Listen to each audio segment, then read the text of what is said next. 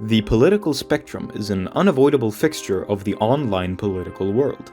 Oftentimes, this spectrum is roughly divided into three major branches: the center, the right, and the left.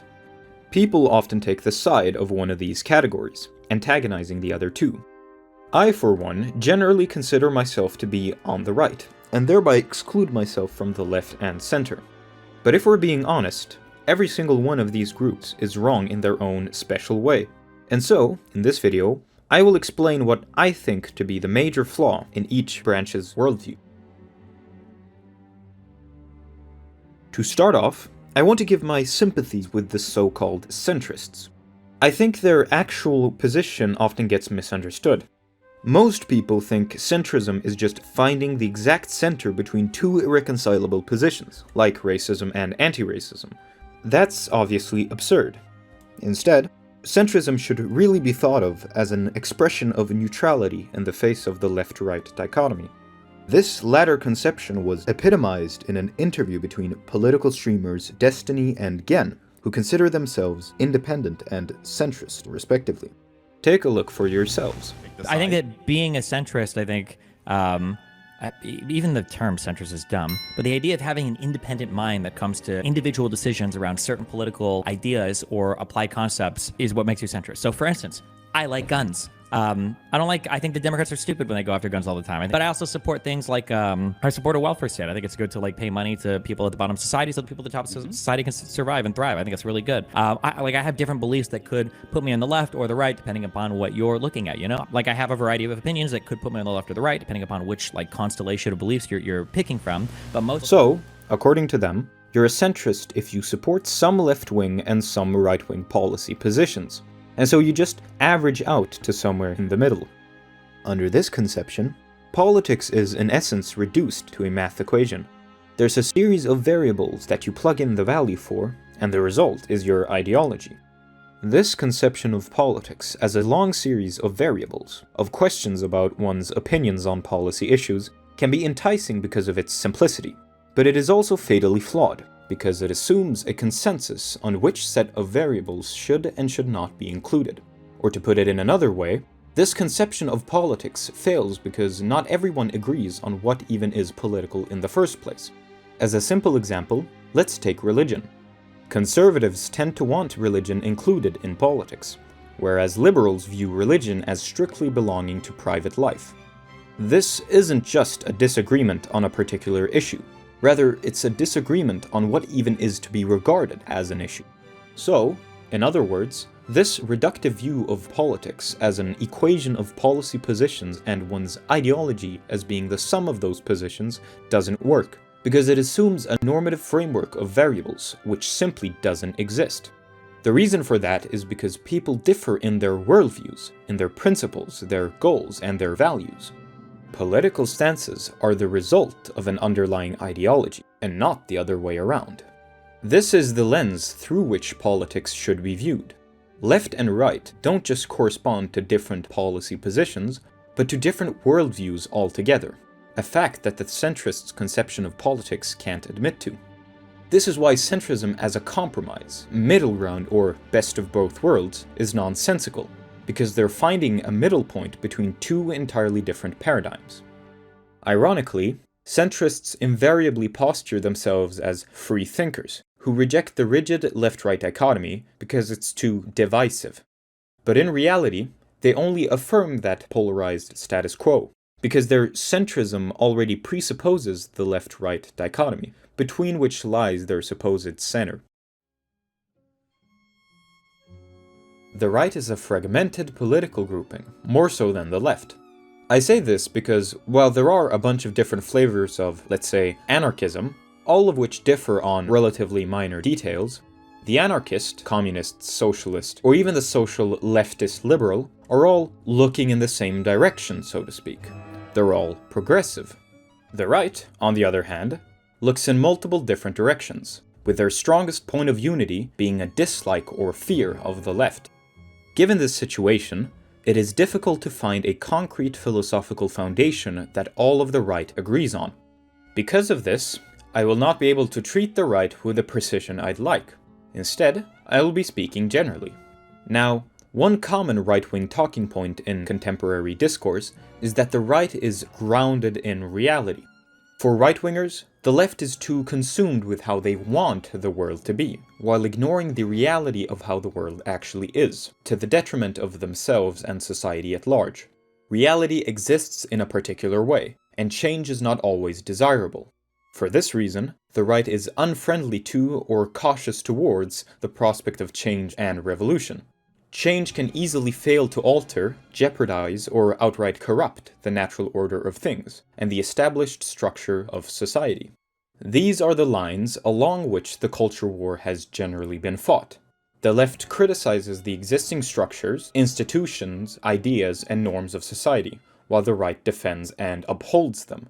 As the discourse currently stands, the right defends concepts such as the nation, the individual, the family, free market economics, and so on. Most right-wing arguments in favor of preserving these things are made on the basis of their essentiality and naturalness, that these are inherent to the human condition in some way, and that undermining them is dangerous or misguided. This fallacious assumption of the naturalness of these things is my main issue with the right. It is beyond this video's scope to give an in-depth analysis of all these concepts, but I will give a brief summary of where right-wingers get these things wrong. First, the nation. A nation is the concept describing a people united by a common culture, history, and language within a certain territory. While the ideas of homeland and tribal cohesion are likely as old as humanity itself, the division of people from tribes to villages, to cities to kingdoms, into rigidly defined nations is a completely artificial construction of the 19th century.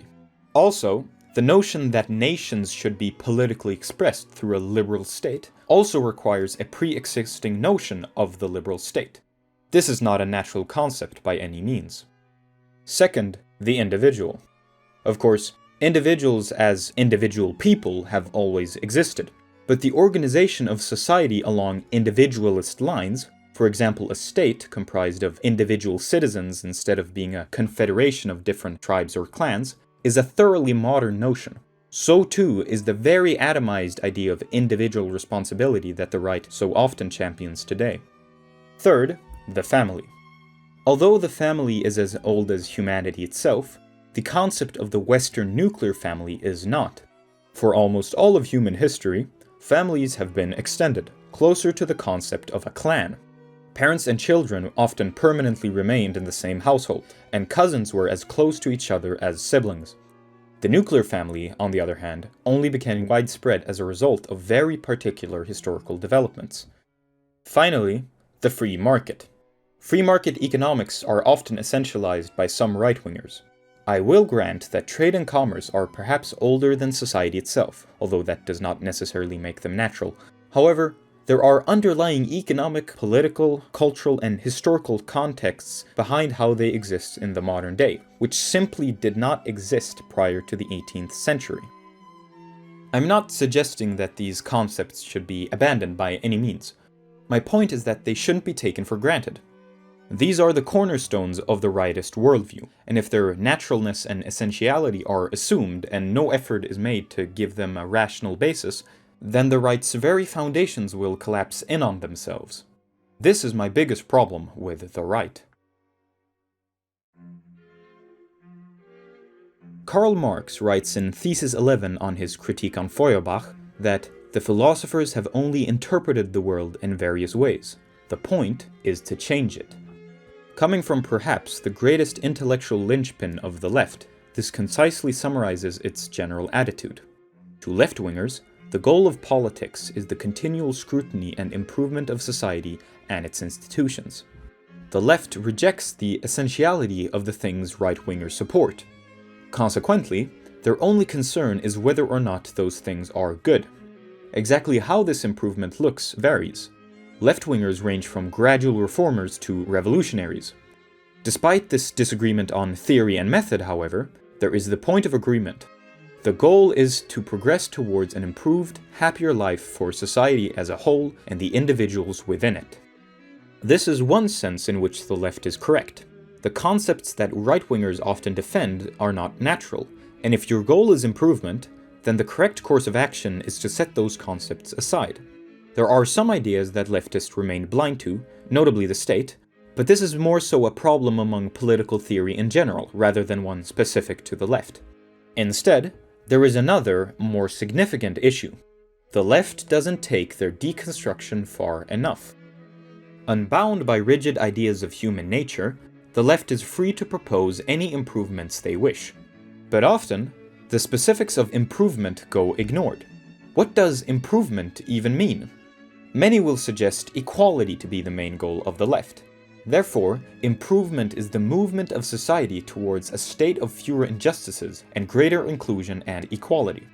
However, equality should not be primarily thought of as the flattening of differences in economic ownership, that everyone should move towards having the same annual income and net worth. It is more the idea that class differences, among other traits like race and gender, should present as small an obstacle as possible to give everyone the opportunity to decide the course of their life. Equality is the expansion of the circle of liberties, and equality is indeed inseparable from the idea of liberty.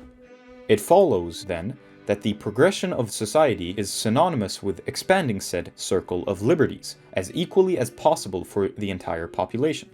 And, as I've said before, the left has no natural obstacles for the liberation of the individual.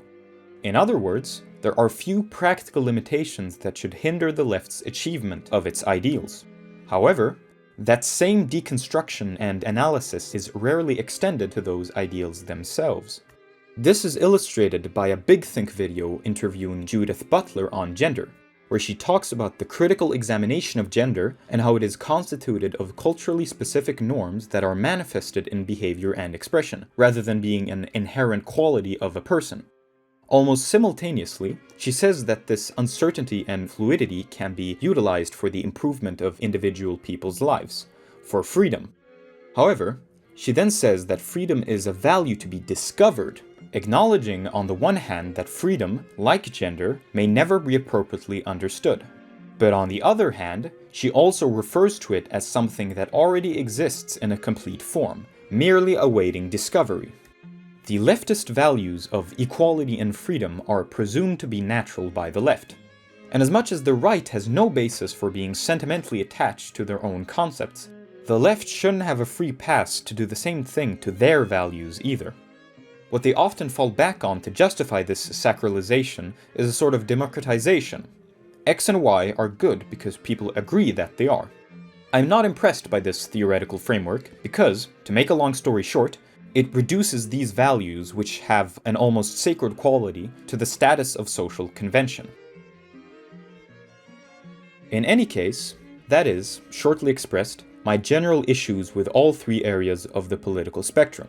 I'm not making this video as a call to completely abandon your political ideas, rather more as a call to improve and refine.